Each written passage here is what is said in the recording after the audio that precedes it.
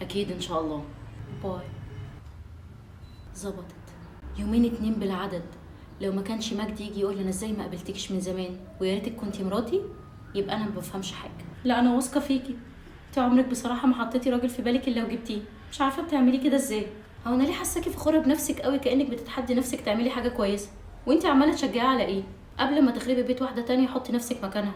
تخيلي حزنها ووجعها والامها على بيتها اللي بيتخرب، بيتها اللي قعدت سنين عمرها كله بتحط وقتها ومجهودها وكل حاجه فيها عشان تنجحه، وانت جايه ببساطه بتحاولي ان انت تخربيه.